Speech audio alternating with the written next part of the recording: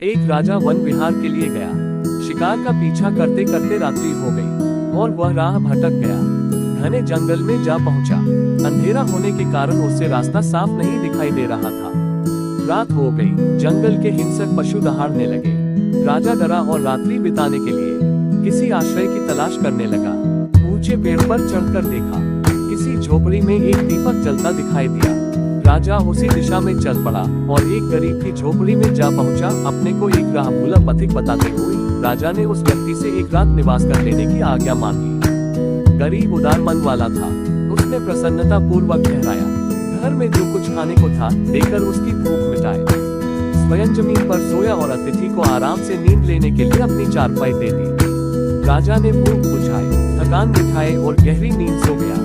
गरीब की उदारता पर उसका मन बहुत प्रसन्न था। सवेरा होने पर उस गरीब ने सही रास्ते पर छुड़ाने के लिए साथ चलने की भी सहायता की। दोनों एक दूसरे से अलग होने लगे तो राजा को एक दिन के खाने और आतिथ्य का कर्ज चुकाने का मन बना। पर क्या दे, वो उससे ऐसी चीज देना चाहता था जिसके चोरी होने का डर ना हो और आवश्यकतानुसार उसमें से आवश्यक राशि उपलब्ध होती रहे। उसी जंगल में एक राजा का एक विशाल चंदन का उद्यान था। उसमें बढ़िया चंदन के सैकड़ों पेड़ थे। राजा ने अपना पूरा परिचय गरीब को दिया और अपने हाथ से लिखकर उसे चंदन के उद्यान का मालिक बना दिया। दोनों संतोष पूर्वक अपने अपने घर चले गए। गरीब लकड़ी बेचकर गुजारा करता था।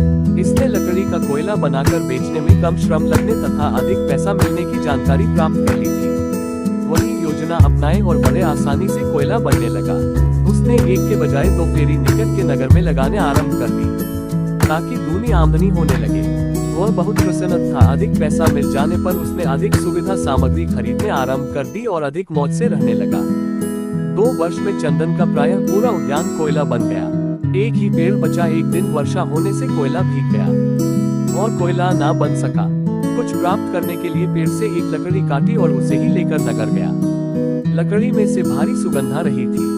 खरीदारों ने समझ लिया ये चंदन है।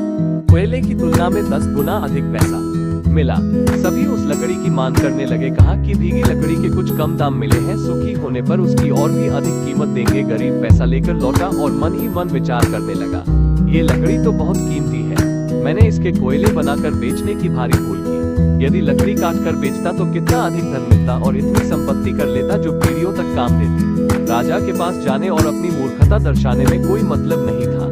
शरीर भी बुढ़ा हो गया था। कुछ अधिक श्रम करने का उत्साह नहीं था। झाड़ियाँ काटकर कोयला बनाने और पेट पालने की वही पुरानी प्रक्रिया अपनाई और जैसे तैसे गुजारा करने लगा। मनुष्य जीवन चंदन उद्यान है। इसकी एक एक टहनी मूल्यवान है। जो इसका सदुपयोग कर सकेंगे वे धन्य होंगे। जिसने लापरवाही बरती वे गरीब की तरह पछताएंगे।